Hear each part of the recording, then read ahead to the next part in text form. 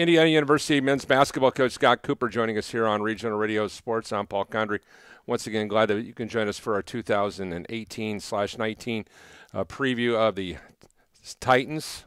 Coach, first of all, it's been an adventurous summer for college coaches around the area to be able to try to get the guys on campus that they want to in this heated recruiting wars that's going on right now. And obviously, at this stage of the year, you're excited to get new kids on campus. Lost some key guys last year. So let's just go back and talk about how the recruiting went. And let's kind of, if you had a chance to kind of digest 2017-18, what were some goods, bads, and difference that come out of that? And how is the recruiting going to help? Well, I'll start with the recruiting. Our recruiting went great. We had, 6 freshmen and 3 transfers. I added a walk-on.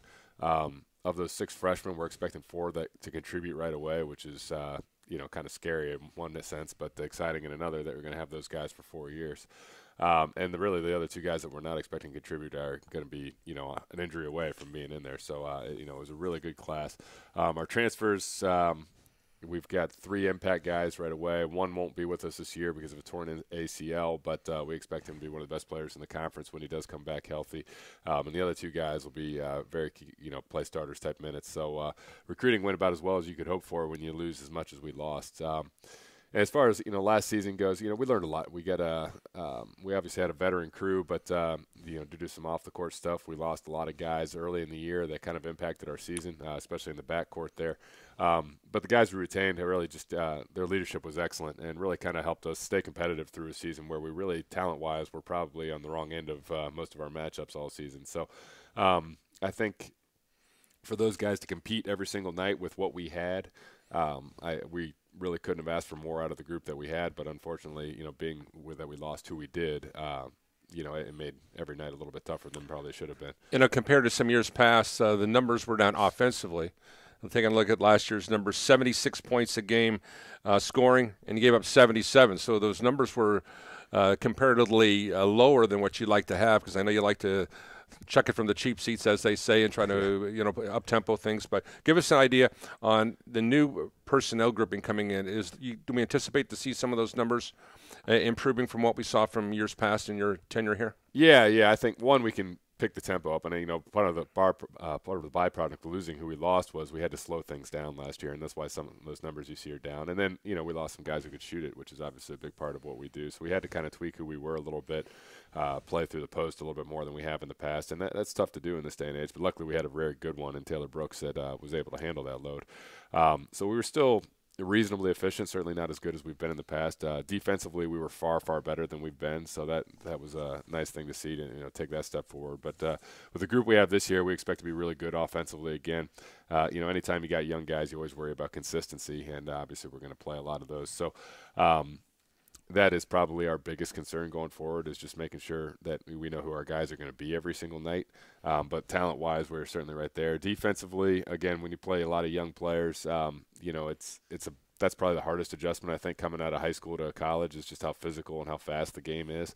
And so we're seeing that a little bit right now in practice every day. Is those guys, they know what to do, but they have to think about what to do right now. And when your head has to go first and before your feet, it tends to slow you down a little bit defensively, and that's a tough way to play. So I think that's going to be an ongoing process throughout the year. But we certainly have the talent to be very good defensively, too. It's just a matter how quickly those guys pick those things up. One of the anchors of the men's basketball program here has been Rashawn Jackson, a local product, went to Warsaw High School. Let's just talk about what he means both on and off the floor, Coach. Off the floor, I think he's a guy that is great in the classroom. He's been an academic all-conference honoree twice. I think that's really good when you got a bunch of new guys to see, a guy who has got it done in the classroom. They need to understand that transition again from high school to college, even though like 3 of those guys were academic all-state guys. Things aren't going to come as easy to him, so they see the work ethic that he puts in the classroom, I think, is a great example, and all that stuff. And then on the court, having a guy who's been through those battles a little bit, and he's been on some of our better teams, and obviously the one we had last year that wasn't as good. Hopefully he can bring some of that experience to the practice court, and let our guys know what it takes to be good in this league. He's the lone senior in the group, so senior night will be very, very quick and short. Yes. But let's just talk about the junior sophomores and those kids coming in. Yeah, our junior class is 2 returning guys, and Alex Harmon and Jackson Edwards. Alex will be out first semester due to some odd eligibility issues that he needs to take care of, but he'll be back at the semester. Jackson Edwards is a guy who started to see some good time for us last year. We're expecting him to be about our ninth man or so again this year. But one of our better defenders, kind of a consistent guy every single night, and I think that's important. And then our other two juniors are transfers. Miguel Mahan is a very, very talented, very raw post player out of Muskegon Community College, where he was the Defensive Player of the Year in that conference last year. Probably one of the best shot blockers we've ever had here, and we've had some pretty good ones. Having graduated Taylor Brooks, Riley Stichter in the past, Alex Harmon on our current team. He's far better at that than all of them, and that really changes who you are defensively. Kind of makes up for some of your mistakes, which is going to be big with this young group. And he's got a lot of offensive ability, too. He can really shoot. He's still learning the game. He's only really been playing organized basketball for about 4 years, but he's a kid that, as he gets better and better, is going to have a major impact for us. And then the other one we've got is Miles Simmons, who played for a great junior college program down in Parkland. Really disciplined kid. Probably our most experienced player in terms of playing time that he's had in college since he's been here, and he's played on some really good teams down there at Parkland. And he's a guy that'll be a starter for us right away. That we expect, again, just that veteran presence on and off the court to, be a big contributor. But he's looked really good, and he's picked up what we've done really quickly, and we're expecting big things out of him. All right, the freshman grouping, certainly you're asking a lot for a kid coming in to make an immediate impact at the college level. A lot of people don't understand the dynamics of what it's like to go from even a good high school team to making that jump to the collegiate level. Let's just talk about some of those youngsters come in who you think can make an immediate impact. Yeah, we've got 4, I think, that'll play right away. We're going to start 2 freshmen. We're going to start Miles Tracy. Is a really talented kid, 6'7", really skilled. Actually had to play the point for his high school last year when they had a pretty talented point guard who went out with a knee injury, missed most of that season. So he's a really skilled kid who can do a lot of different things, guard a lot of positions. He's picked things up really quickly. We're excited about him. And Danielle Meredith, who was actually an all-state football player as well at Lawrence Central. Lawrence Central. I can make sure I always get them and North Central's confused. But Lawrence Central was a really good player there. And, again, just a kid who's kind of ahead of his time offensively. He's a really good player. He can really make plays. He's got good size at 6'4", can shoot it, put it on the deck. He's a really talented kid.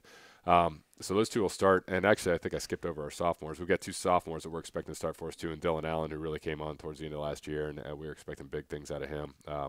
And Norrell Smith, who's looked really good in the preseason. He's missed a few practices here with a minor knee injury, but he should be back at the end of this week. And those 2 guys we're expecting big things out of. So as far as the other freshmen, we've got 2 more that we're expecting to play a lot. Will O'Connor is a kid we recruited pretty heavily last year, not knowing exactly what his potential was, but the kid can really shoot, and he's at 6'6". He's got a lot of size, and he's been dynamite. He may have picked our system up faster than anybody, including our returning guys, just in doing the right things and being where he's supposed to be and doing the things he's supposed to do. And again, his size and his ability to shoot, he's just a matchup nightmare.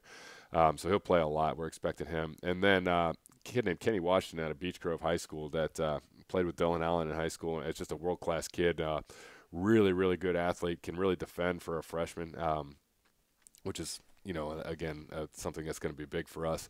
And just knows his game. I mean, you don't have a whole lot of self-aware kids, exactly for the reasons you were talking about there earlier, is, a lot of guys are the best player in high school, and they can do a lot of different things, and then they get to college, and a lot of those things don't work.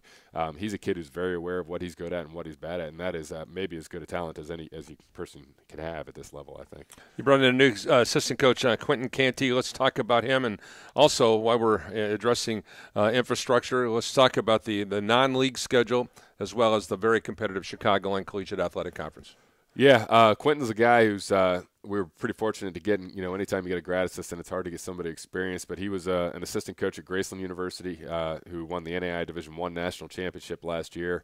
Worked for a guy named Craig Doty, who's won 3 national championships now, 1 between Graceland and 2 at Rock Valley, and he was a player on one of those Rock Valley teams. So, he's got great experience, seeing what it takes to win, at this level. And he was also an NAIA player at Presentation College, so he's kind of been through the battles a little bit. And, again, having that coaching experience right away has been huge for us. He's been able to hit the ground running. Has done a great job for us already in recruiting. As far as the schedule goes, this is probably a little bit more difficult schedule than we've played the last couple of years. We wanted to try to throw our guys to the wolves a little bit. right away. We picked up a game with Central Michigan University, try to get our guys, get beat up on a little bit there right around Christmas time and understand, how far they have to go with what we got. And anytime you got a young team, I think it's good to get them that competition early. We'll open up with Concordia University, who gave us a tough game. We beat them up there at their place last year, but in a really good game. We had to play really well to beat them. And I think they've got all but one player back out of their first five, and they have a chance to be pretty good, I think, and play one of the better conferences in the country. I think after that we've got Cincinnati Christian, who has a lot of turnover, but they have one of the best post players in the country there, an Indiana kid whose name is escaping me at the moment, but he was the leading rebounder in the country last year, 20-14 guy. So that'll be a different kind of challenge than we're used to seeing. And then obviously local games with Bethel, who should have a pretty good team. And, we've got I'm forgetting there who else we've got in there, but we've got another, couple pretty challenging games in there. And then some of the teams we've always played in the past with Andrews, who is just kind of a nag. They're very good at what they do. Very much so. And, they're always a competitive game. And, last year we watched them play. They opened up, didn't play very well against Holy Cross, and we're thinking, okay, good, we'll have a breather because we were going through some stuff at that time. And we ended up having to go into overtime to beat them, and they were really, really good and really well coached there, and you expect the same things out of them this year. So it's going to be a little bit more of a grind than it's used to, but I think with such a young team, we need them to, get used to that competition, especially once we go into league. And our league had kind of a down year last year, but part of that was there was a lot of youth in the league, and I think with so many teams having so much back that it's going to be a really competitive year, a little bit more what you're used to out of the CCAC.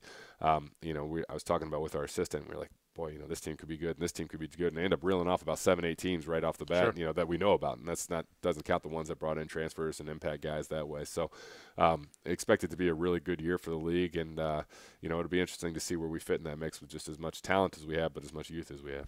Okay, year number 6. What's different between year number 6 compared to when you started this? Obviously, you and your wife just had your first child. You got a really cool dog, Titan.